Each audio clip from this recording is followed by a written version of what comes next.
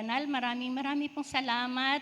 Pinupuri po namin kayo. Pinasasalamatan sa iyo nagmumula ang lahat ng biyaya, ang lahat ng pagpapala, lahat ng bagay, kayong lumikha ng lahat na tinatangkilik namin nagmula sa iyo, ang aming buhay, ang aming hininga, ang aming lakas, aming manghanap buhay mula sa iyo.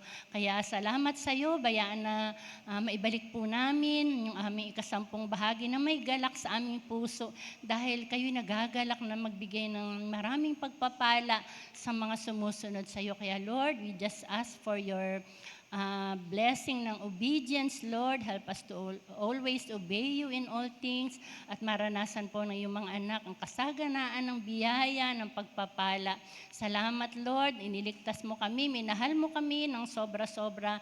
Bayaan, Panginoon, na mahalin namin kayo kahit sa aming pagbibigay, maging sobrang masaya po kami na makapagbigay kami sa aming Ama sa Langit na napakabuti sa aming lahat. Kaya Lord, patuloy mo pong bubuksan ang dungawan ng langit, bubuhos mo po ang masaganang pagpapala dahil ang Panginoong Jesus na napakayaman, naging dukha upang sa pamagitan ng kanyang karukhaan, maranasan namin ang kayamanan ng Diyos. Salamat sa iyo, purihin ang iyong pangalan, naluwalhati po kayo sa pagkakalob na iyong mga anak. Salamat, Lord, in Jesus' mighty name we pray.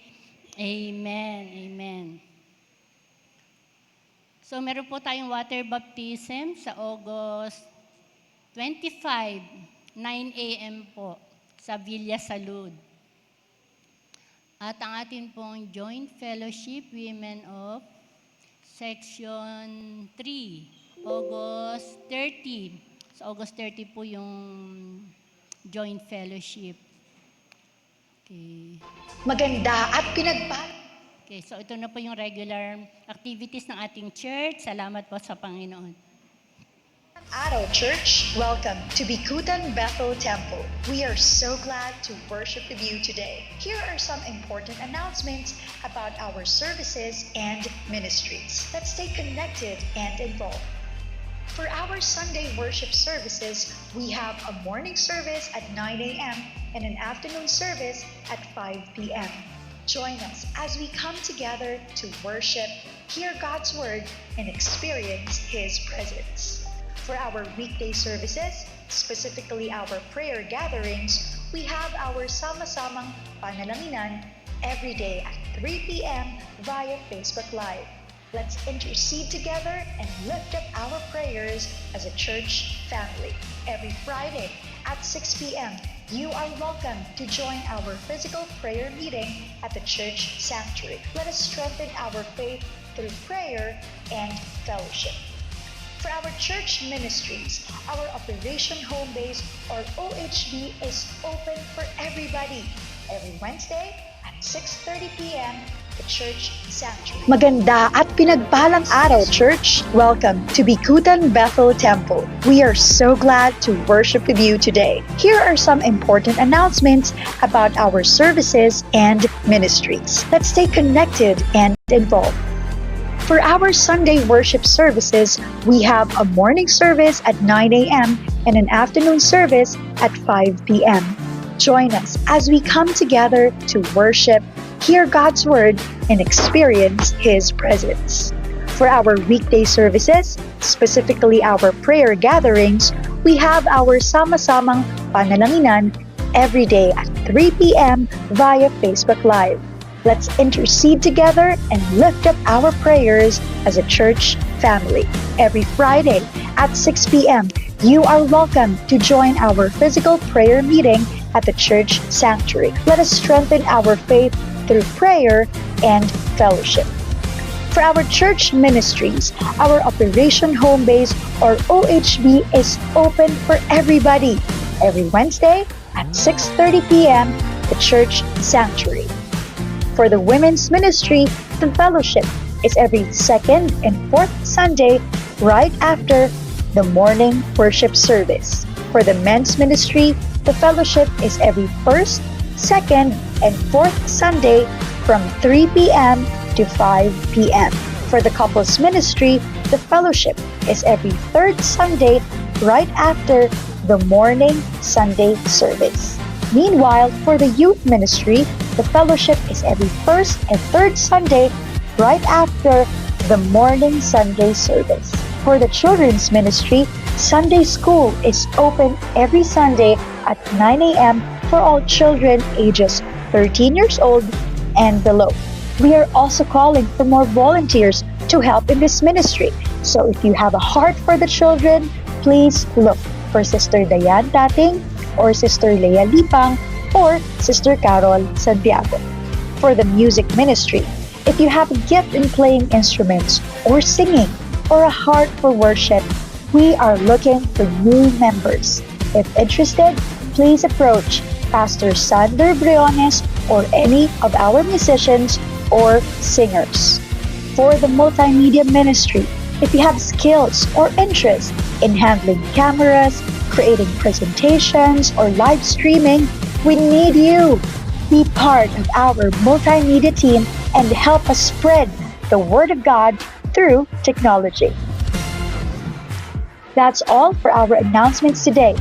Stay connected, get involved, and let's continue to grow together as one church family.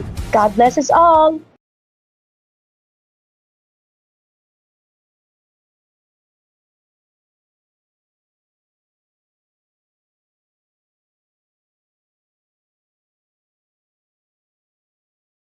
Bikutan, amen, na ang mga kabataang ito mula sa iba't ibang kalagayan ay muli pong ibangon ng Diyos at itong mga kabataang ito ay maalala nila yung Diyos na may-ari ng kanilang buhay, ay maipagkatiwala yung kanilang buhay. With that, ay meron nga po tayong youth camp, we call it Reject, na sabi nga no, turning back. Kaya po yung mga anak nyo na kabataan at maaaring ang problema nyo po ay, wala ho kami, pastoray.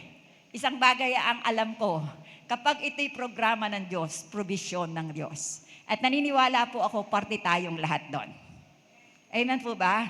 Kaya po, ang alaga po na kinakailangan natin is 120,000. Kapag down na po tayo ng kalahati, at ang challenge po natin, kung ang inyong mga anak na gustong-gustong sumama, at ang problema po ay yung registration fee, huwag po nating ikatakot ito.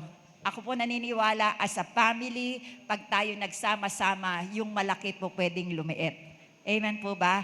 Kaya I challenge everyone, ano man pong kakayanan nyo, magsama-sama po tayo na maging kabahagi nitong ating Red Shade o Youth Camp this coming 22 ng August 23 and 24. Salamat po at si Aba kasama na doon. No? Marami na po mga kabataan na ichina-challenge ko kasi po ito na po yung panahon. Pag ito po'y pinabayaan pa natin, pinakamalungkot na panahon ito. Amen po ba? Sana po hindi lang tayo magbigay, hindi lang tayo manalangin, kundi maging bahagi tayo ng suporta sa gawain ito ng kabataan. Amen po ba? Amen. Sa susunod pong linggo, I challenge all the men sa yun pong pinaka men's leader ay siya po nating tagapagsalita sa umaga. Kaya po inaanyahan po namin ang lahat ng mga kalalakihan, mga tatay, mga asa-asawa niyo po, i-challenge niyo pong dumalo sa darating pong linggo ng umaga. At ganoon din po para po doon sa ating mga candidate for water baptism. Sino po dito ang nais niyong sumama o matagal-tagal na rin na hindi pa ho kayo nababautismuhan sa tubig? Meron po tayong naka-schedule this coming August 25 at 9 o'clock sa lugar po ng Villa Salud. Kaya kung kayo po ay nagnanais na maging parte nito, sa likuran po, nandyan po yung ating kapatid, para po kayo makapag-register, para alam po natin kung sino po yung mga kandidato para po sa water baptism. Sama-sama po nating gawin para sa kapurihan ng Panginoon. Maiksi na po ang panahon. Kasi sabi nyo nga sa katabi nyo, maiksi na ang oras. Gamitin na natin ito sa Panginoon. Pagpalain po kayo ng Panginoon at muli po isang magandang umaga. Bigay na po natin ng pagkakataon. Ay bago po ang ating pangangaral, tawagan po natin yung mga bagsik na ating mga kalalakihan. Kasi ang sabi, ibalik ang bagsik. Bagsik nga po ba? Yeah. Baka ho pag sumigaw yung asawa, lahat nakayuko. Pagpalain po kayo ng Panginoon.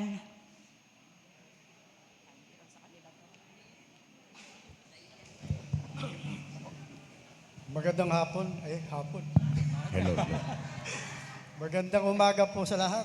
Mula po sa Men's Ministry, kami po ay kumuha ng mga lalaking available anytime.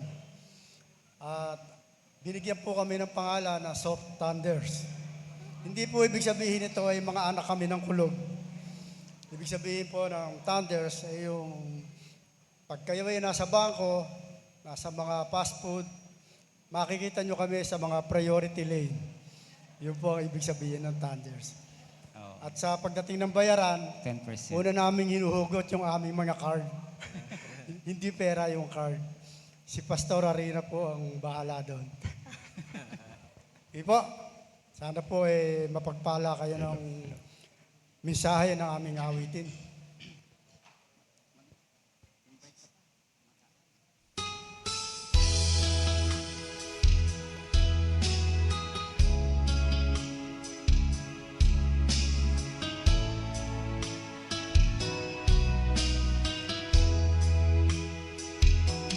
Lumalapit ako, magpupuri sa'yo. Nais kong madama ang presensya mo. Umaawit ako, magtatapat sa'yo.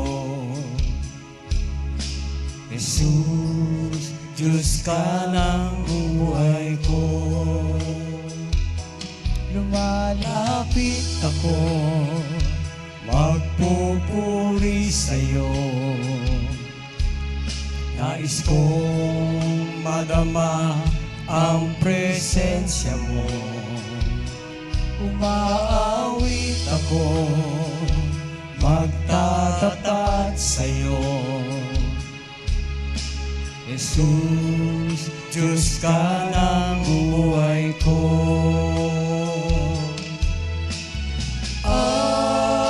Awitin ang pag-ibig mo, sasamba sa Espiritu. Sambit nitong labi, matamis na ngalan mo. Jesus, Diyos ka ng buhay ko.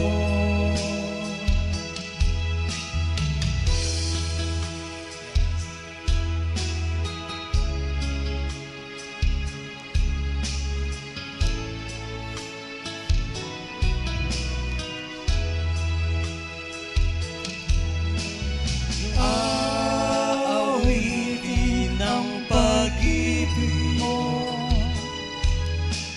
sasamba sa Espiritu. Sambit itong labi, matamis na ngalan mo. Jesus, Diyos ka ng buhay ko.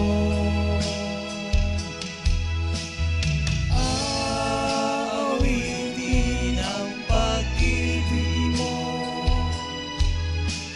sasamba sa Espiritu.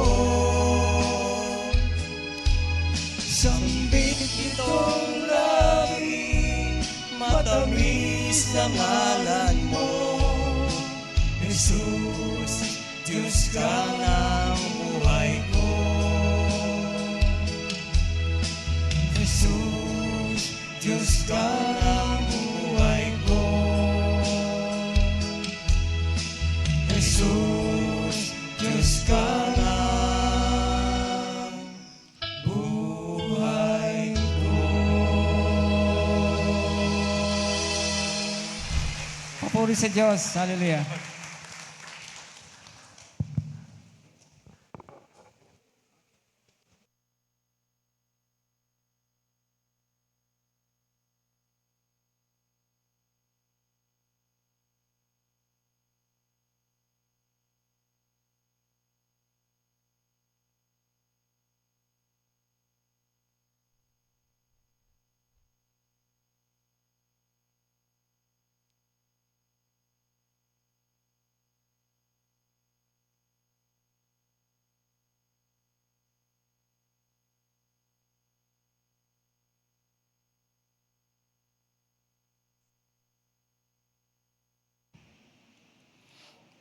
Ayan, palakpakan nga po natin ng Panginoon sa umagang ito. Amen. Hallelujah. Hallelujah. Ayan, ako po yung naka-green and hindi po kami nag-uusap-usap pero feeling ko papunta na rin ako doon sa magiging member na rin ako ng grupo ng mga Ayan. Hallelujah. Salamat po sa Panginoon dahil na ano bang edad bata man tayo, ano man yung edad na kinalalagay natin, ay meron po tayong every opportunity to serve the Lord. Sino po dito nagpapasalamat kayo dahil binigyan kayo ng Panginoon ng kalakasan upang maglingkod sa Kanya? Bagamat, alam niyo po, growing, paano ko ba sasabihin? Kapag nagmamature, parang mas gaan pakinggan yung word na nagmamature. As we mature, marami na talaga tayong nararamdaman. And ako po'y naniniwala na ito po ay parte na ng atin pong buhay. Sapagkat it only proves na hindi po talaga itong mundong ito ang atin pong tahanan. Hindi po talaga itong mundong ito yung atin pong eternal place. Sapagkat nakakaramdam na tayo ng mga sakit-sakit. Alam niyo po yan. Pero salamat kasi, pag-usapan po natin, it's about restoration. But ultimately, the Lord will restore everything. There will be a new heaven and a new earth. Isipin niyo po yan. Kung dito po sa mundo natin ginagalawan, there are a lot of discouragement. Pwede niyo pong tingnan yung inyong katabi. Na-encourage po ba kayo? No. In a world full of discouragement, a lot of times po, kahit saan kayo tumingin, kahit saan kayo nandoon, nakasakay lang kayo sa jeep, either nagmamaneho kayo, or nagko-commute kayo, may mga bagay na magpapainit ng ulo ninyo. Tama po? Parang mapapailing ka na lang. Pero salamat po sa Panginoon. Sa kabila ng napakaraming problema, sa kabila ng napakaraming discouragement, when we look to God, whenever we look to our Heavenly Father, kapag lumapit po tayo sa atin pong Diyos Ama na nasa langit, nababago po ang lahat. Tama? So if you are discouraged, hindi ko po alam kung ano po yung pinagdaanan nyo for the past couple of days, or the past weeks, months, or even years na pinagdadaanan po natin itong mga struggles and challenges. Isa po ang sigurado. Nangako po ang Panginoon, inawit po natin kanina, hindi niya tayo iiwan, hindi niya tayo pababayaan. Palagi ko nga pong sinasabi, whether nasa Panginoon ka or wala ka sa Panginoon, whether nagiging tapat ka sa Panginoon or hindi ka nagiging tapat sa Diyos, nandyan yung mga challenges. Tama po ba? Yung problema, it's already part of our lives. Hindi na po, sabi nga po sa salita ng Panginoon, bakit nagsosurpresa ka pa? Kapag dumadaan ka sa mga problema, ang Panginoong Hesus na mismo yung nagsabi na, in this world, there will be trouble. Pero salamat dahil hindi po natapos doon. Ang sabi ng Panginoong Hesus, but take heart. Pwede niyo pong sabihin sa inyong katabi, take heart. Diba, huwag tayong mawalan ng pag-asa. Ang sabi ng Panginoong Hesus, I have overcome the world. Wala po tayo sa losing side. A lot of times, kapag tayo po'y dumadaan sa problema, dumadaan po tayo sa karamdaman, mga pagsubok, parang sinasabi ng kaaway sa atin, talunan ka naman eh. Pinabayaan ka na ng Diyos mo. Diba? A lot of times, yun po yung naririnig natin, lies from the enemy. Pero we have to see the bigger picture. Jesus has already won the battle. Alam na natin, parang pelikula na paulit-ulit na nating pinanood. Minsan kapag paulit, sino po dito meron kayong favorite na movie? Nung bata ako, yung favorite ko, Beauty and the Beast. Sa ano pa yon? Sa VCD. Di ba? VCD, DVD ngayon, digital na, no? Digital na yung ano. No, VCD pa noon. Paulit-ulit yan every morning. No, minsan alam mo na nga yung linya eh. 'Di ba? Bago pa sabihin ng character sa movie, alam mo na, kabisado mo na eh. And it's the same thing with us Christians.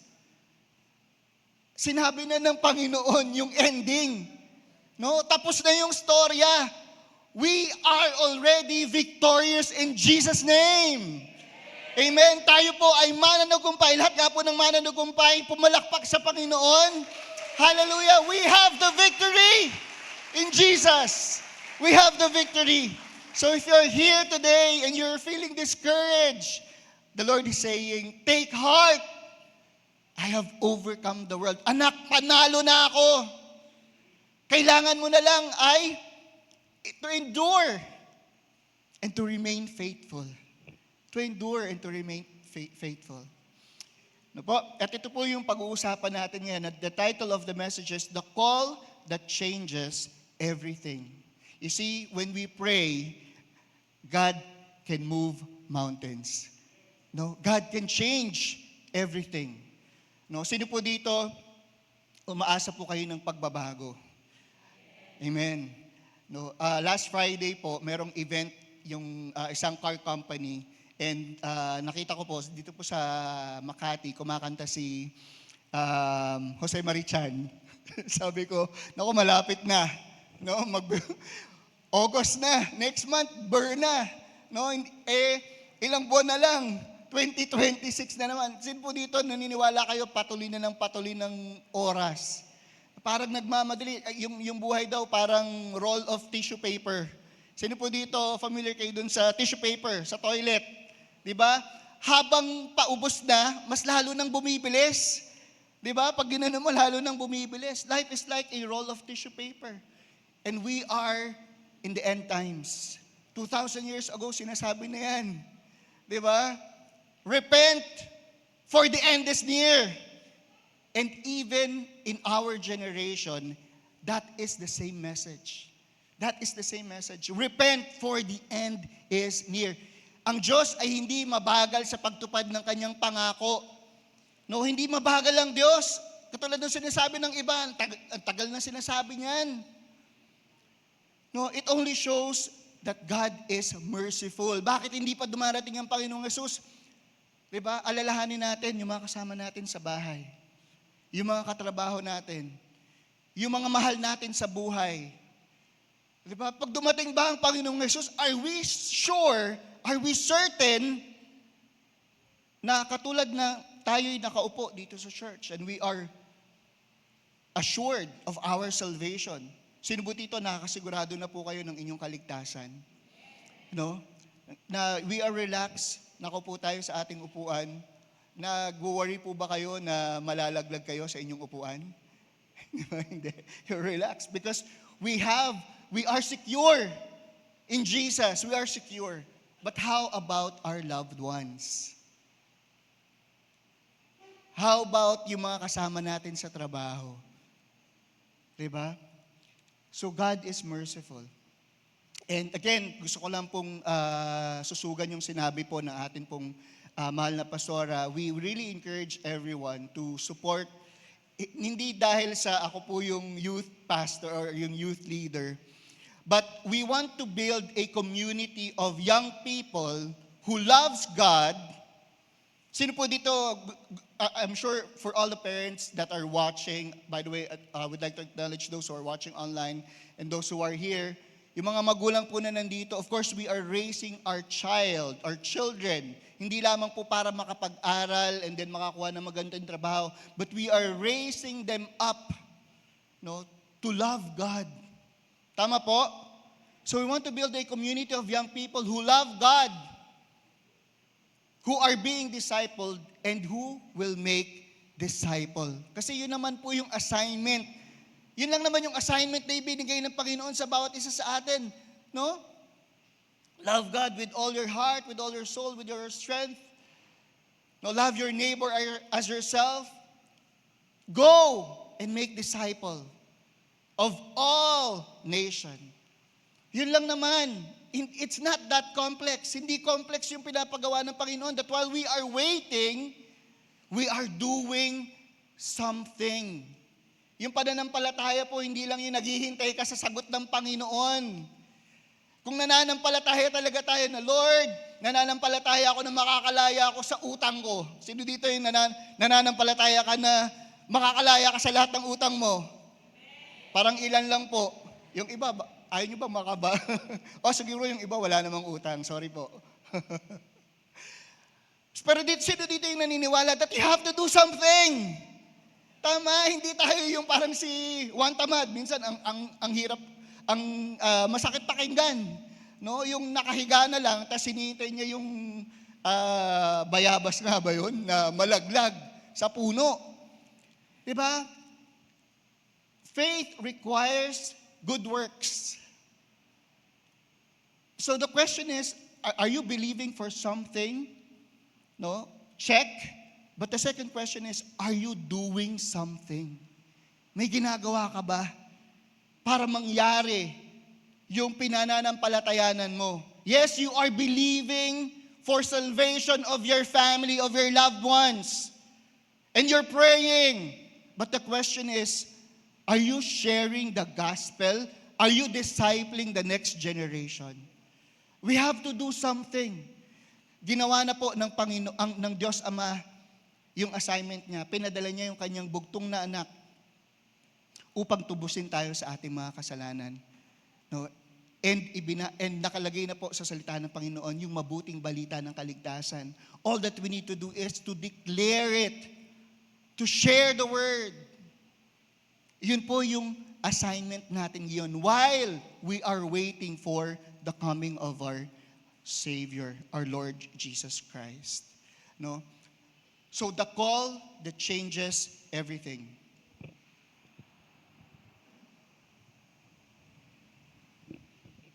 And I'd like to invite everyone to stand while we read our theme verse for this month, found in Jeremiah 33 verse 3.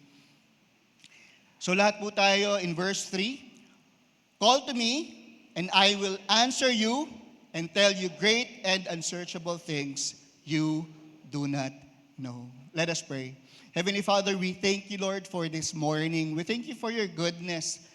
Maraming salamat dahil kami ay tinawag at binigyan mo ng karapatan upang maging iyong mga anak. Lord, and I pray na patuloy naming maunawaan, Panginoon, and ma-appreciate, Lord, yung kagandahang loob mo, Panginoon, na binigyan mo kami ng karapatang ito, Panginoon. But with this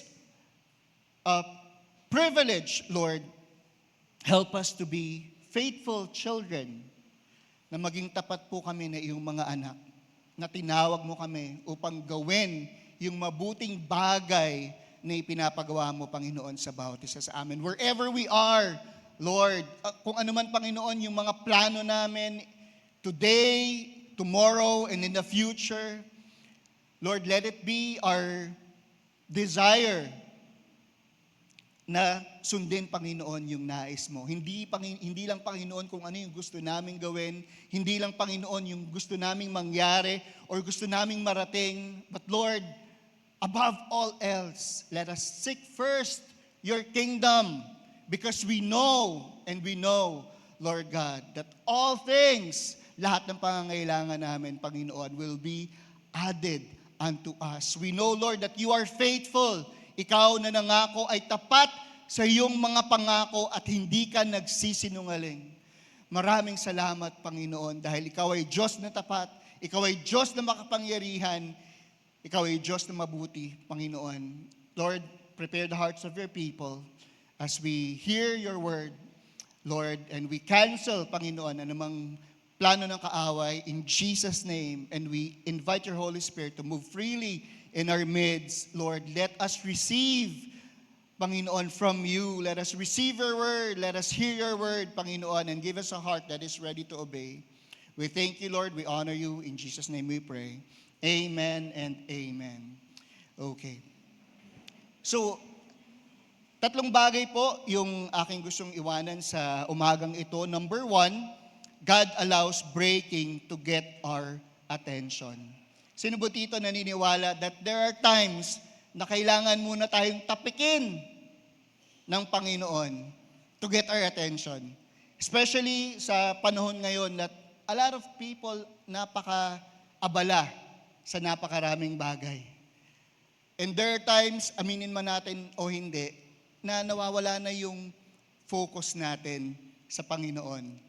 A lot of times, namamagnify yung problema, no, kaysa dun sa kapangyarihan ng Diyos sa buhay natin. So there are times that God will break us, no, to get our attention. At ito po yung nangyari po sa bayan ng Israel. Ito din po yung dahilan, no, kung bakit po si Jeremiah ay tinawag po na the weeping prophet. So grabe po yung pinagdaanan ni Jeremiah kung pag-aaralan po natin yung book of Jeremiah.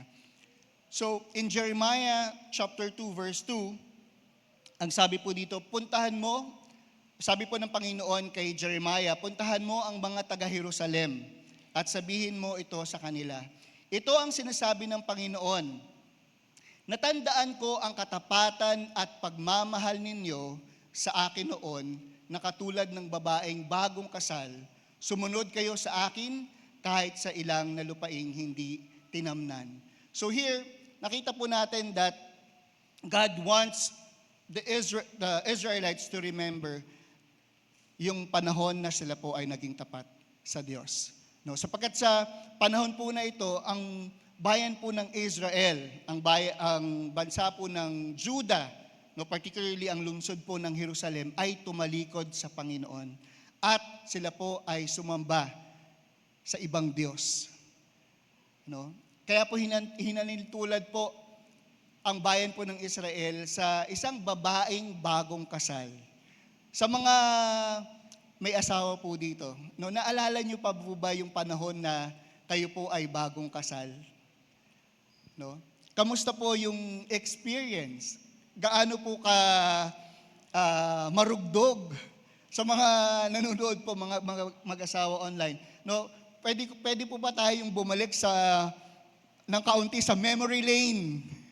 No, nung kayo ay bagong kasal. No? At siguro po yung sa mga mag-asawa ngayon, kung maaalala niyo, I hope yung memory po ninyo ay napakatamis ng inyong pag-iibigan. No? And it represents, no, ang Panginoon ay hinintulad po ang bayan po ng Israel sa isang babae na bagong kasal. No, ano po ba yung ginagawa ng isang babaeng bagong kasal? No, ang naisin niya o yung desire ng isang babae na bagong kasal is to please her husband. No? Na wala pong ibang nais, walang ibang layunin yung asawang babae, kundi paglingkuran yung kanyang asawang lalaki. No? At ganun po tayo hinanintulad ng Diyos. No? Kamusta po yung atin pong pag-ibig sa Panginoon? God wants us to remember. Anak, naalala mo ba nung una kang nagsuko ng buhay mo sa akin? No? Na halos lahat ng ministry gusto mong pasukan. No, sino dito nung bago kayo? Alam niyo po, nag-umpisa po ako sa ushering ministry. No, lahat yata ng ministry na pasukan ko dito sa church. No? Pero sino po dito naniniwala po kayo na napakasarap po maglingkod sa Panginoon? No, anumang ministeryo, no? Naalala ko nung bata pa ako, kahit na ulitin ulit yung buhay ko, pipiliin ko pa rin maglingkod sa Diyos. No? Kahit na ulitin yung buhay ko, kahit na paulit-ulit, no, pipiliin ko ba din na maglingkod sa Diyos? And this is what God desires for all of us. No? Ang bayan po ng Israel, they are the first fruit. No? They were handpicked by God. And it's the same with us. Tayo po, we are handpicked. Now, sino po dito, pag mamalay ko kayo, pumipili kayo ng isda? Di ba? Kayo pumipili, Kasi bakit? May baka bulok o kaya bilasa yung ibigay sa inyo. So titignan ninyo, malinaw ba yung mata niya? Nandito, si Ate Cynthia, nandito ngayon. Pag namamalengke sa Pasig, di ba? Alam niyo na yung titignan ninyo, di ba? Pinipili ninyo yung magaganda. And it's the same thing, hindi naman tayo pipili ng bulok. Tama po ba? Tama po? Tingnan nyo nga po yung inyong katabi. No? Yan po ay pinili ng Diyos. Ang Diyos mismo ang pumili sa bawat isa sa atin. Hindi aksidente na nandito ka ngayon, kapatid. Hindi, kasi, pinabili ako ng suka ng nanay ko, tapos napadaan ako sa Bethel. Parang maganda doon, so pumunta na lang ako. No! All of us, are handpicked by God. Ang Diyos mismo ang pumili sa iyo. Ang sabi, you are a chosen generation. So lahat po nandito ngayon, even for those who are watching online, pinili ka ng Diyos. Mahalaga ka sa Diyos. Na ano man yung kinalalagyan mo, ano man yung pinagdadaanan mo. No? Ang katotohanan, mahalaga ka sa Diyos at pinili ka ng Diyos. So God, pinadala ng Panginoon si Jeremiah, no, para ipaalala dun sa mga taga-Israel na, hey, tumalikod kayo sa akin. Pero naalala nyo ba, nung una kayong sumunod sa akin, nung una ko kayong tinawag?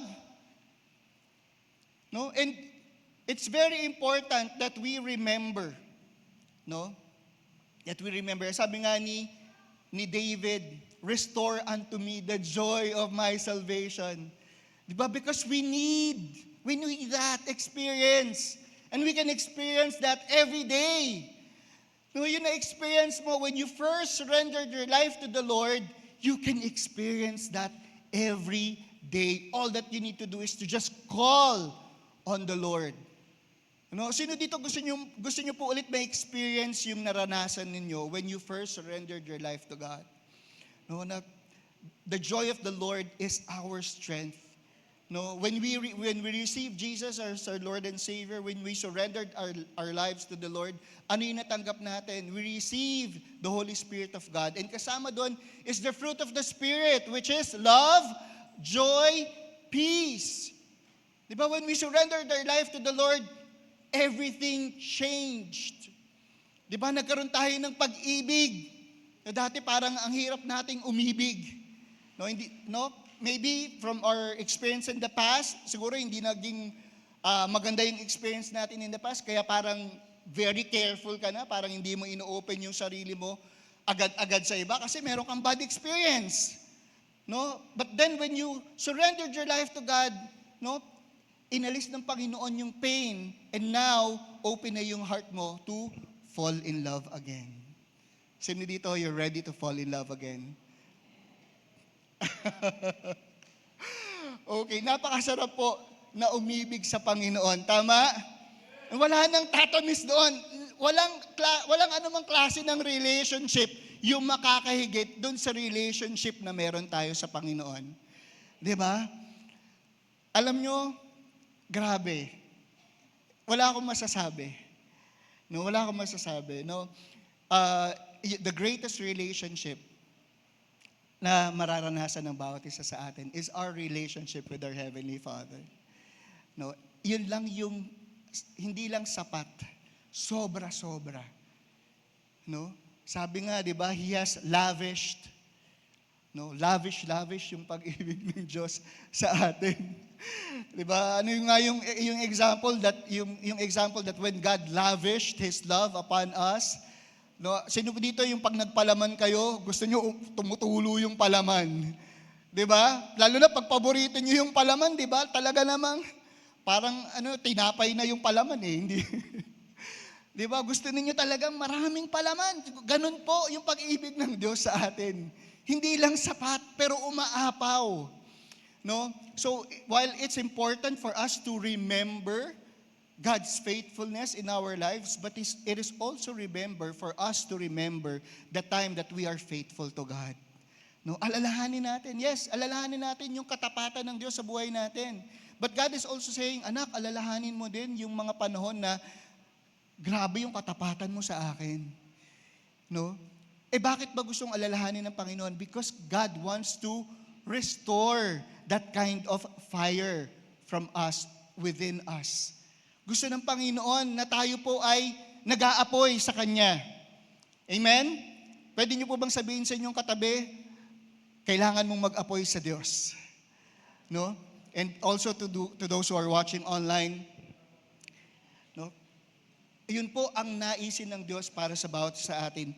In Jeremiah 2 verse 5, ang sabi po dito, ito ang sinabi ng Panginoon, anong kasalanan ang nakita ng mga ninuno ninyo sa akin na nagtulak sa kanila para lumayo? Sumusunod sila sa mga walang kwentang Diyos-Diyosan, kaya sila rin ay nawalan ng kabuluhan. Kung isipin po natin, meron po bang dahilan para tayo ay tumalikod sa Diyos? Ang sabi ng Panginoon, anong kasalanan ko? Di ba? Parang isang tao lang na umiibig, no, na hiniwalayan ng kanyang partner. Ano ba yung nagawa kong kasalanan? Bakit mo ako iniwan? Di ba? No, the Lord is also asking, no, His children, ano ba yung kasalanan na gawa ko? Ano ba yung dahilan? No? Pagkatapos na ang Diyos ay naging tapat sa kanila sa ilang. Alam niyo po, for 40 years, no? Tinuruan po sila ng Diyos. No? Pero sa kabilang banda, ang Diyos po ay naging tapat sa kanila. Well, God broke them. No? Talagang binasag ng Panginoon kasi mali yung kanilang kaisipan. No? Umalis na sila sa Ehipto, dinala sila ng Diyos sa ilang, papunta sa lupang pangako, pero hindi nila nakalimutan yung Ehipto. Masarap yung mga pagkain namin dun eh. Bakit pa ba kami dinala ng Diyos dito sa ilang? Di ba? So the Lord was teaching them. But on the other hand, God was faithful. Naging tapat ang Diyos sa kanila. And kung pag-aaralan po natin ang buhay po natin ngayon, masasabi po ba natin na merong araw na hindi naging tapat ang Diyos? No? Kung babalikan po natin yung atin pong buhay na nakaraan, meron po bang panahon na hindi naging tapat ang Diyos? No? Ako po, I can firmly say that God is always faithful. He is the same yesterday, today, and forever. So wala nang dahilan. Wala pong dahilan para tayo po ay tumalikod sa Panginoon. Ano man yung kinalalagyan ng bawat isa sa atin. No po, and lalo na po sa mundo ngayon, ang dami pong aagaw sa atin pong attention sa Diyos. Yung magandang relasyon na tinanggap natin mula sa Panginoon, pilit dinanakaw ng kaaway. Pilit sinisira ng kaaway. Kaya nga po, we have to be vigilant. No, we have to always check kamusta na yung temperature ng spiritual life natin. Mainit pa ba tayo sa Panginoon? Or lumalamig na? Kung lumalamig na, baka it's about time that you call. Alam niyo po yung sa Hebrew word, yung sinabi po doon, call to me, it means to cry out urgently, to cry out loudly. Baka it's about time na kailangan mo ulit lumuhod at lumapit sa Diyos. No? Kung nawawala na yung apoy, no? Because we need that, no? Para po tayo ay magtagumpay. In James 1:13-14, ang sabi po dito, let no one say when he is tempted, I am being tempted by God. No? Hindi po natin pwedeng sabihin, kasi hinayaan ako ng Diyos na tuksuhin. No? I'm being tempted. For temptation does not originate from God. No? Again, yung temptation po, hindi po yan galing sa Diyos. But from our own flaws. For God cannot be tempted by what is evil, and He Himself tempts no one. But each one is tempted when he is dragged away, enticed, and baited to commit sin By His own, sino daw po? Bakit daw po tayo nagkakasala? By His own worldly desire, lust and passion. No? So yung temptation, hindi po yan galing sa Diyos. We are tempted by our own sinful desire. Sa atin po, minsan sinasabi natin yung kaaway kasi eh. No? Pero tingnan muna natin yung sarili natin, hindi ba nanggagaling yan doon po sa ating sinful desire? No? And a lot of people, they're saying, bakit pa kasi binigyan tayo ng hormone? Di ba? Doon kasi nagsasanga-sanga yung mga... No? But God has given us free will. Binigyan po tayo ng Diyos ng kalayaan upang pumili. Yung temptation, it always presents a choice. Diba? Lahat ng temptation, nasa atin po. Yung tugon, sa atin po nakabase.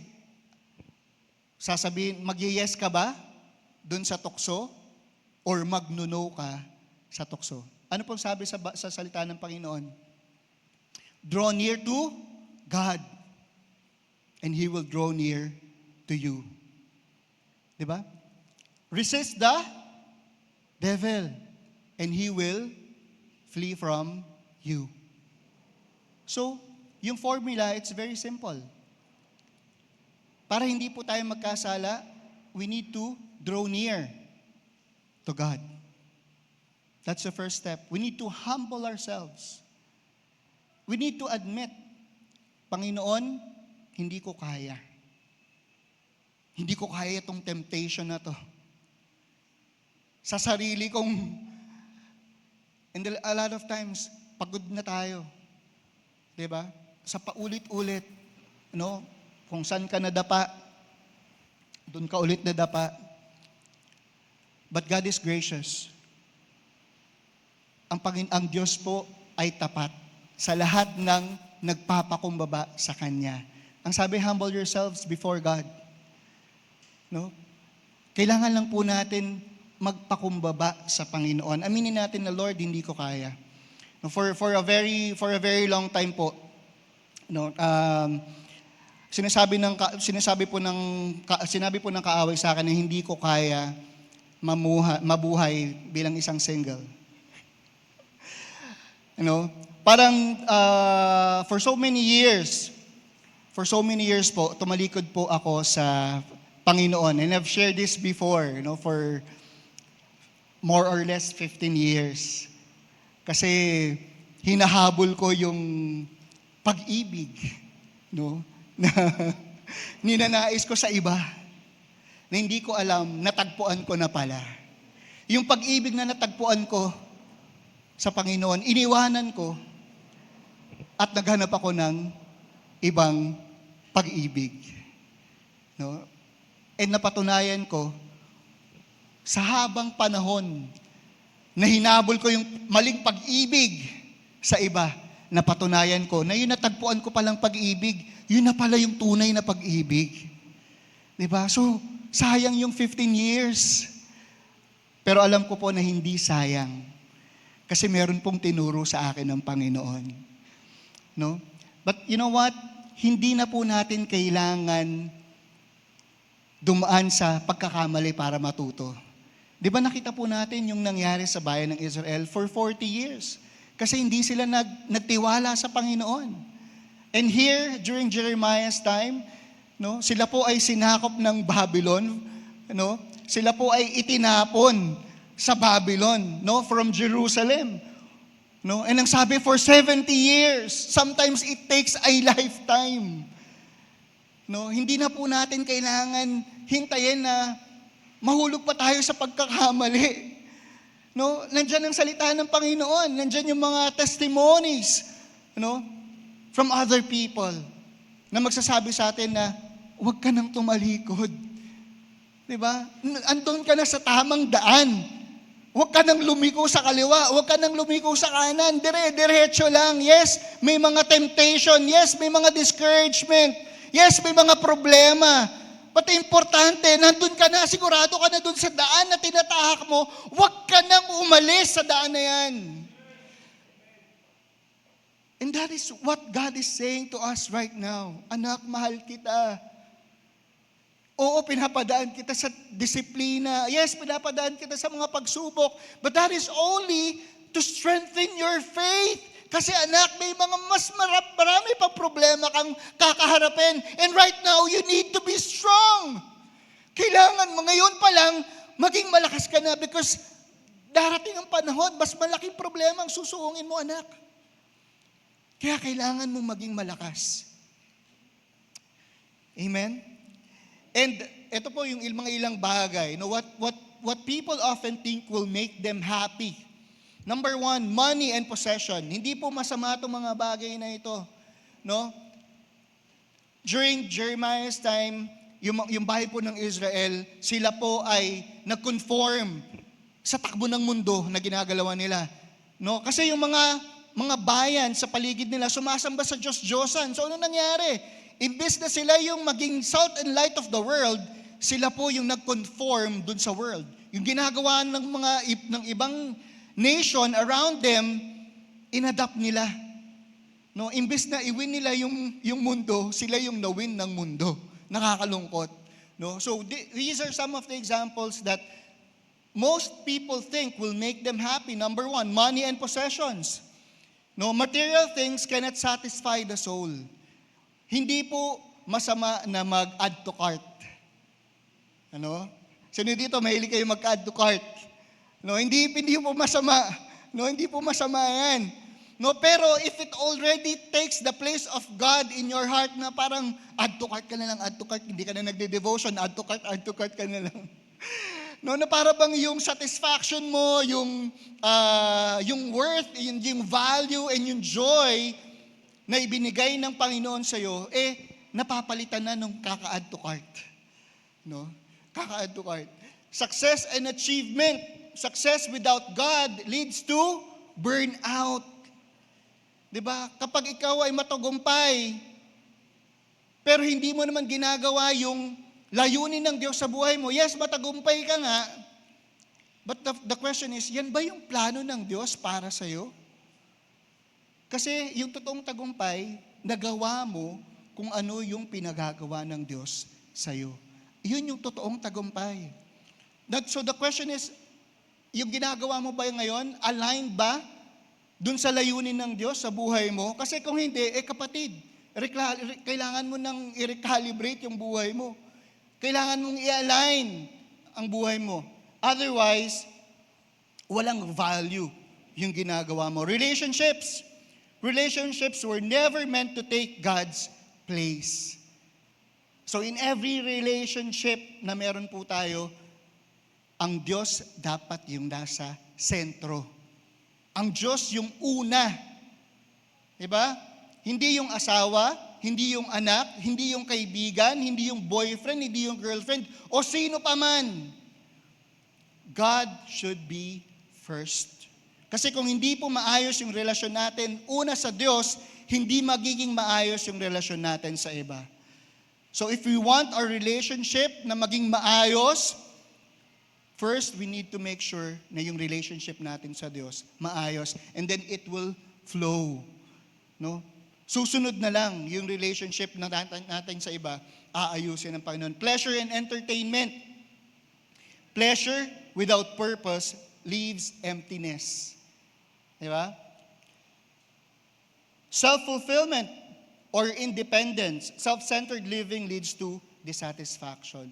And a lot of people, sinasabi nila, gagawin ko kung ano yung laman ng puso ko. Di ba? Yun yung palagi na kung ano ang nasa puso mo, sundin mo. Di ba? Yun yung sinasabi ng mundo. No? So, maging matalino po tayo. In verse 13, ang sabi pa ng Panginoon, "For my people have committed two evils." Dalawang kasalanan daw yung ginawa ng bayan ng Israel. Number 1, they have forsaken me. Tinalikuran nila ang Diyos. Sa kabila ng katapatan, sa kabila ng kabutihan ng Diyos sa buhay nila, nagawa pa rin nilang tumalikod sa Diyos. No, the fountain of living waters and hewed out cisterns for themselves, broken cisterns that can hold no water. Inihantulad po ng Panginoon, ng Diyos ang sarili niya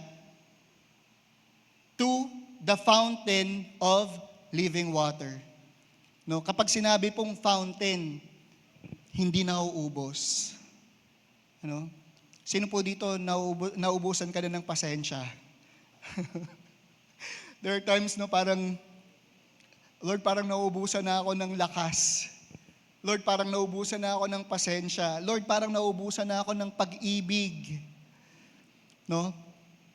But God is a fountain of living water. Sino dito kailangan nyo ng refreshment? No, na parang, sino dito naranasan nyo ng mauhaw? Yung sobrang uhaw, na kahit anong i-offer mo na liquid, iinumin mo. Yung uhaw na uhaw ka na. No? God is the fountain of living water. No, it represents the Spirit of the Lord. No, na nasa atin, na bumabago po sa buhay at character ng bawat isa po sa atin. It represents eternal life. Lahat na, wala pong kulang sa Diyos. Lahat ng kailangan natin, nasa Kanya na. But a lot of times, no, marami pong tao, ipinagpapalit ang Diyos. Yung binasa po natin kanina, yung money, yung possession, yung success, yung achievement, entertainment, pinagpapalit ang Diyos. Ito pong mga bagay na ito ay para pong sisidlan na butas. Katulad po nung nasa picture. Hindi niyan kakayanin mag-ipon ng tubig. Kasi butas, ibig sabihin, hindi yan eternal. Tanging sa Diyos lamang po natin mararanasan yung totoong satisfaction. No? Sino po dito, you are content? Parang wala po. Sino po dito masasabi ninyo sa umagang ito that you are content? No? Because God is sufficient. At dahil sufficient ang Diyos, ibig sabihin ng sufficient, lacking nothing. Walang kulang ang Diyos. Hindi siya nagkukulang. No? And kung tayo ay nasa Diyos, then there should be contentment. Kung tunay mong naintindihan that God is sufficient, then you can honestly say that, Lord, I am content. Ang sabi ni David, the Lord is my shepherd. I shall not want. Because we know that we have a shepherd who knows our needs and who supplies our needs. And meron pong song. No? While I was studying last night, meron lang pong song. If you allow me to sing the song. Sabi po, you spoke the words and all the words came into order. You wave your hands and planets fill the empty skies. You placed the woman and the man inside the garden. And though they fell, they found compassion in your eyes. Oh Lord, I stand amazed at the wonder of your deeds. Yet a greater wonder brings me to my knees. Lord, I praise you because of who you are. Not just for all the mighty things that you have done. Lord, I worship you because of who you are. You're all the reason that I need to voice my praise because of who you are. Ano po? A lot of times, hindi mo na kailangan ng maghanap ng dahilan upang purihin ang Diyos. No? Siya lang ay sapat na. Kung sino siya. No, kung sino siya sa buhay ng bawat isa sa atin. Hindi mo na kailangan maghanap na kailangan matanggap ko to, kailangan sagutin yung panalangin ko. No, kailangan magkaroon ako ng breakthrough. No, hindi na po natin kailangan maghanap ng dahilan. No, pwede po nating purihin ng Diyos kung sino siya sa buhay po natin. No? And also in Proverbs 14:12. Ito po ay ginagamit po ng napakaraming tao. No po? Sabi po dito, maaring sa tingin mo ang daang tinatahak mo ay matuwid, ngunit kamatayan pala ang dulo nito. No? So, kailangan po natin maging maingat. Meron po akong katrabaho. Palaging ang advice niya sa lahat ng mga single, mag-live-in muna kayo. Grabe po, no? No, mag-live-in para matry nyo. No, para matry ninyo, para sigurado kayo. Para sigurado kayo bago kayo magpakasal. Grabe. No? And a lot of people, yun na rin po yung paniniwala. No, mag-live-in muna tayo. Alam niyo po, na-experience ko makipag-live-in for 2 years. No? And in the end, hindi rin po kami nagkatuluyan. So hindi po totoo yung mag-live-in muna kayo para sigurado kayo na pag nagpakasal kayo, kayo na talaga. No? Ang katotohanan po, para mag-work yung inyong marriage, then you need to be committed to one another. 'Di ba? Yun po yun. Katulad po ng sinabi ng Panginoon. No? And there's meron pong artista, no? She was interviewed. And sabi niya, yes, I believe in no, I do not support yung sex before marriage. Hindi ko sinusuportahan 'yan, no? Which is tama naman, 'di ba? Tama naman. Pero ang sabi niya, kasi meron namang ibang bagay na pwede kang gawin para i-satisfy yung sexual desires mo before marriage. Mali pa rin. 'Di ba? So kailangan po natin maging maingat. No, marami po tayong marinig na parang tila ba tama naman. 'Di ba? May point naman siya. Pero in the end, ang sabi, ngunit kamatayan pala ang dulo nito. No? Alam niyo po, yung salita po ng Panginoon has the final authority. No? Pwede niyo po bang sabihin sa inyong katabi, the Word of God has the final authority. 'Di ba? Kung ano yung sinasabi ng salita ng Diyos, doon na po tayo. 'Di ba? Huwag na po nating dagdagan, huwag nating bawasan. 'Di ba? Kung ano yung nakasabi doon kung ano yung sinasabi sa salita ng Diyos, yun yung sundin po natin. Huwag na po tayo makinig sa iba. So kung meron po tayong narinig sa iba, let us check. Galing ba yan sa salita ng Panginoon? Sinasabi pa talaga yan sa salita ng Panginoon para hindi po tayo maligaw ng landas. In Jeremiah 2:19, sabi po dito, you have done wrong and that will only bring punishment to you. No, sometimes tayo na rin po yung gumagawa ng ikakapahamak natin. No? Kung hindi po tayo magiging maingat. Sabi, you have done wrong, and that will only bring punishment to you. So yun po. Ba? Trouble will come to you, and it will teach you a lesson. Katulad po ng sinabi ko kanina, hindi na po natin kailangan magkamali. No? Pwede po tayong matuto sa salita ng Panginoon. Pwede tayong matuto sa experience ng iba. No? But if we will do wrong, ang sabi sa salita ng Panginoon, trouble will come to you. And it will teach you a lesson. Think about it and understand how bad it is to turn away from the Lord your God. It is wrong not to fear and respect me.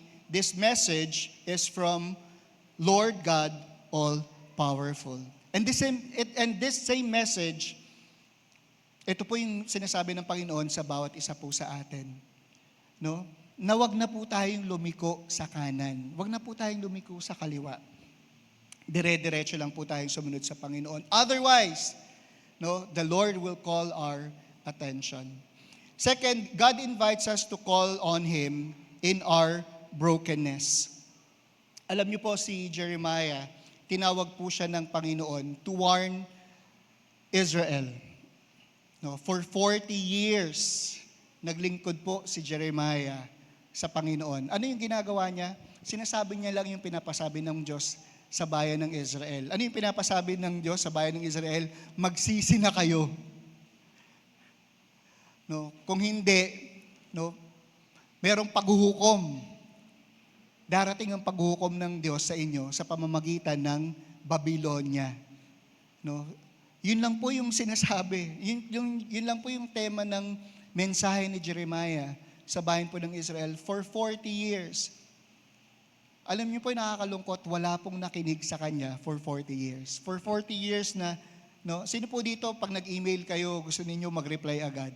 O kaya kapag nag-message kayo sa, di ba, parang kapag ilang oras na hindi pa nagre-reply, parang iba na yung nararamdaman ninyo. Ba't hindi ba nagre-reply ito? Parang naiinis na kayo. Imagine niyo po si Jeremiah, nag-warn siya sa Israel. Hindi siya walang nakinig sa kanya. Sa halip, yung kanya pong pamilya, yung kanyang mga kamag-anak, yung kanyang mga kapatid,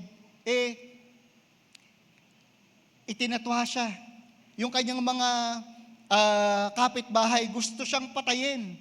Siya po ay nabugbog. Siya po ay nakulong. No? At yung kaparusahan na ibinigay ng Diyos sa bahay po ng Israel, kasama po siya doon. But he remained faithful. No? A lot of times, kapag sumunod tayo sa Panginoon, no, instead of blessing, minsan na-encounter po natin opposition. No? Minsan na-encounter po natin rejection. No? When we decide to obey the Lord. No? A lot of times, ito po yung natatanggap po natin. But the question is, susunod ka pa rin ba sa Diyos? No? Susunod pa rin po ba tayo sa Panginoon?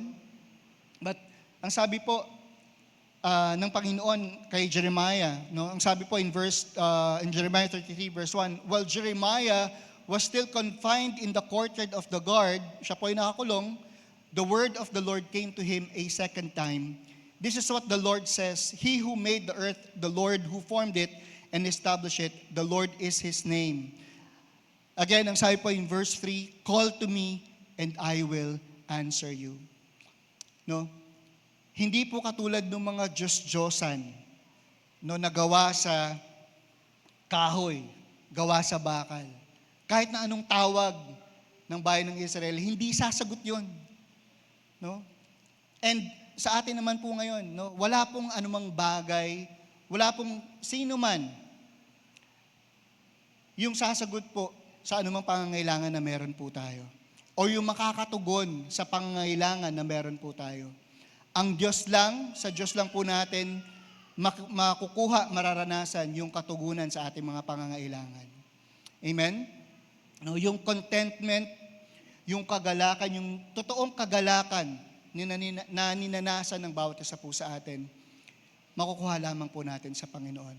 Anong sabi po ni David? Delight yourself in the Lord, and He will give you the desires of your heart.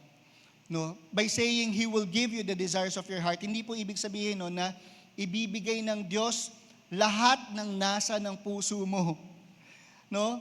But to delight in the Lord means i-align yung desire natin sa kalooban ng Diyos.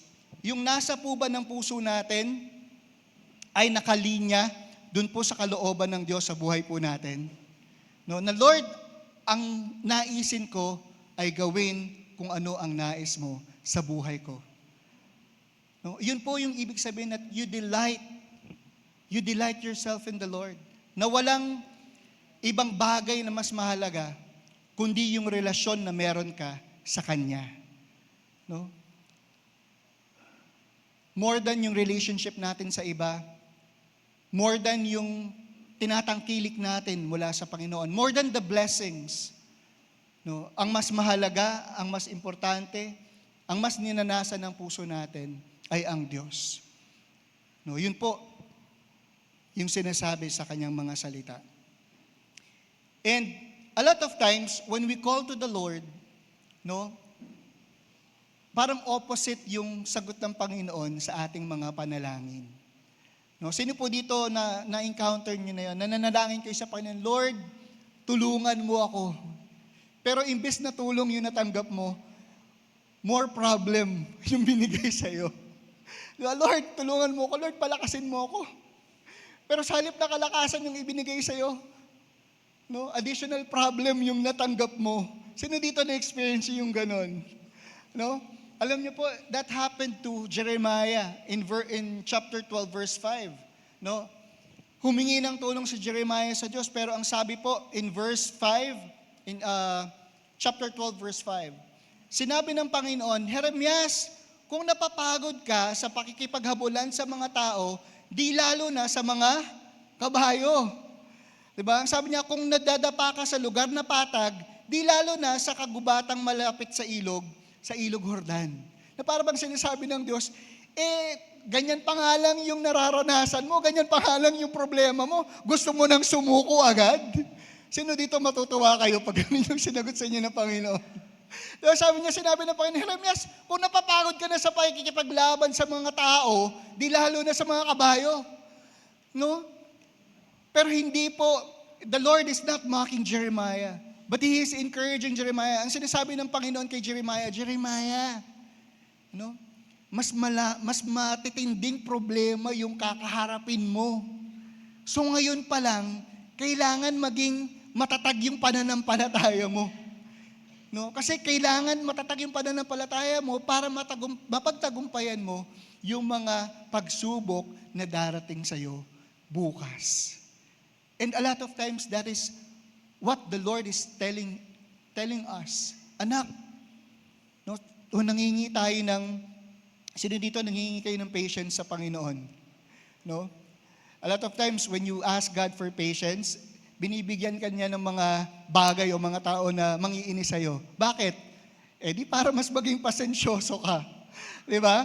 Sometimes, pag humingi ka ng kalakasan sa Panginoon, the Lord will add trouble. Bakit? Kasi kailangan mo maging matatag, anak. Kailangan mong i-exercise yung pananampalataya mo. Kailan lang ba na-exercise yung pananampalataya natin? Di ba pag may pagsubok? Di ba pag wala namang pagsubok, a lot of times, hindi mo naman iniisip yung pananampalataya. Wala namang pagsubok eh. Di ba? So in order for us to be strengthened by God, a lot of times, nagpapadala ang Diyos ng magpapatibay ng ating pananampalataya. And in Philippians 2:13, ang sabi po dito, sapagkat ang Diyos ang siyang kumikilos sa inyo upang magkaroon kayo ng pagnanais at kakayahang masunod ang kalooban niya. No? Ang Panginoon po mismo, yung nagbibigay sa atin ng desire para sumunod sa Kanya. Sino po dito meron po kayong pagnanais na sumunod sa Panginoon? No? A lot of times, dumadaan po tayo sa pagsubok, dumadaan tayo sa problema, parang Panginoon nakakapagod. And a lot of times parang, Lord, wait lang, time out muna. Lord, pwede bang time out muna? Gusto ko muna magpahinga, Panginoon. No?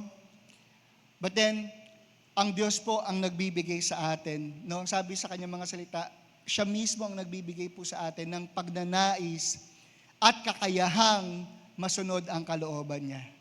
No, the grace of God, no, it involves yung kalakasan po ng Panginoon. Sino po dito kailangan nyo ng kalakasan mula sa Panginoon? No? Sa mga panahon na parang gusto na nating mag-give up, sa mga panahon na gusto na nating tumigil, no, let us come to the Lord. Ang sabi ng Panginoon, call to me. And this is the same invitation na hinihingi ng Panginoon. Hindi mo kailangan maging perfect bago ka lumapit sa Panginoon. You can come as you are. Diba? Alam ng Diyos kung ano yung mga kahinaan mo. Alam ng Diyos kung ano yung mga pagsubok na pinagdadaanan mo. Alam ng Diyos kung ano yung nakaraan mo. No, hindi mo kailangan maging perfect. Hindi kailangan maging okay yung sitwasyon bago ka lumapit sa Kanya. Ngayon pa lang, God is inviting you to come. No, God is inviting you to call unto Him. And lastly, God restores us stronger than before. I'd like to call our worship team as I end with 2 more verses. Ang sabi po in Jeremiah 29:10, no? Alam po natin, very familiar verse yung Jeremiah 29:11. But before that is verse 10. Ang sabi po sa verse 10, sinabi ng Panginoon, pagkatapos ng 70 taon, pwede niyo po bang sabihin sa inyong katabi, 70 years? Imagine niyo po, 70 years. Sino po dito yung kaya niyong maghintay for 70 years? No? Before the Lord, bago pa sinabi ng Panginoon, for I know the plans I have for you, sinabi niya muna, no, pagkatapos ng 70 taon na magsakop ng Babylonia, babalik ko, ibabalik ko kayo at tutuparin ko ang pangako ko na ibabalik ko kayo sa lupain ninyo. Imagine 70 years. Alam niyo po, it takes a lifetime. No, yung restoration, there are times no, na yung breaking and yung restoration ng Panginoon, it takes a lifetime. No, it takes a lifetime to complete.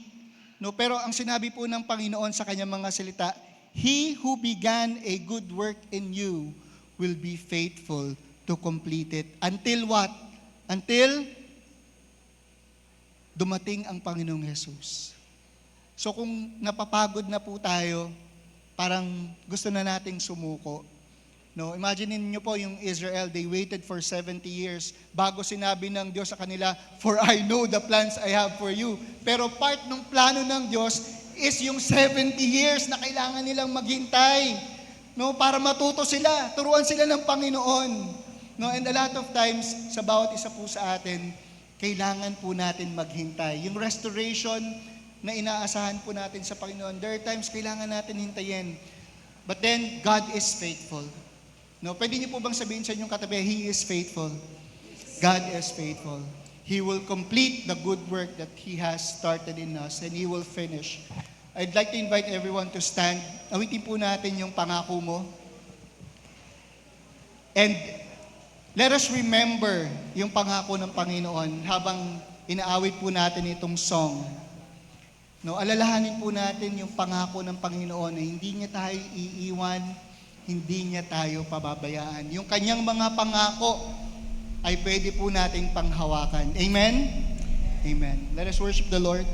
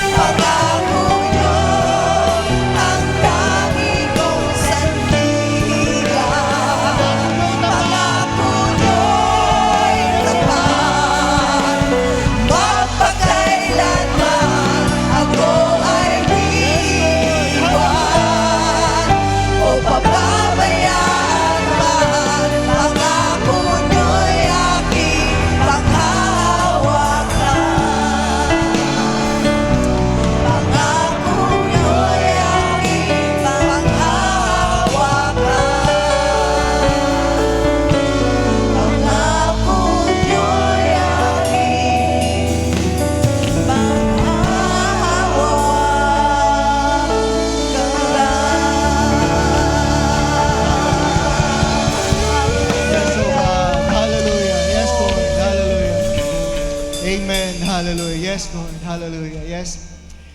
O Diyos, aming Ama na nasa langit, maraming salamat po sa iyong mga salita, Panginoon. Maraming salamat sa iyong mga pangako na itunay nga, Panginoon, na aming mapapanghawakan. Sapagkat ito, Panginoon, ay amin ang naranasan, Panginoon, at amin ang napatunayan time and again. Panginoon, pinatunayan mo yung katapatan mo, pinatunayan mo, Panginoon, na tumutugon ka sa aming mga dalangin at the right time. Panginoon, you are never early or never late, Panginoon, but at the right time, Panginoon, tinutugon mo, Panginoon, ang aming mga dalangin, Panginoon, that you sustain, Panginoon, our every needs. Maraming salamat, Panginoon, dahil hindi ka nagbabago, Panginoon, hindi ka nagkukulang. Maraming salamat, Panginoon, sa iyong mga pangako. And Lord, as we face, Panginoon, bagong linggo, Panginoon, Lord, patuloy niyo po kaming palakasin, Panginoon, as we hold on to your promises. Hayaan, Panginoon, na mas maranasan namin, Panginoon, yung presensya mo, mas maranasan namin, Panginoon, yung katapatan mo, ang pagpapagaling mo, ang pagtugon mo sa aming mga dalangin. Lord, we believe, Panginoon, that if you were faithful in the past, Panginoon, you will be faithful for us today, and you will be faithful to us tomorrow.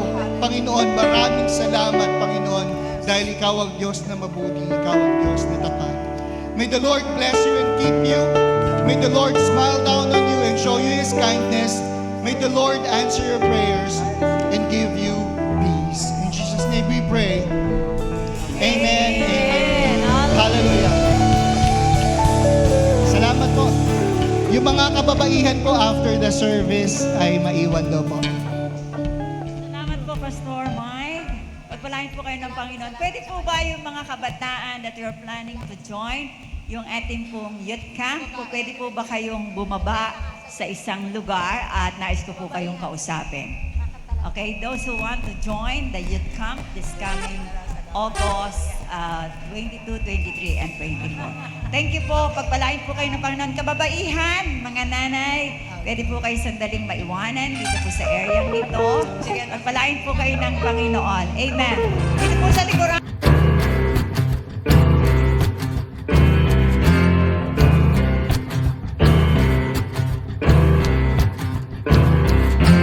I can't count the times I called your name some broken night, and you showed up and patched me up like you do every time. I get amnesia, I forget that you keep coming around. Ain't no way you'll ever let me down. Good God Almighty,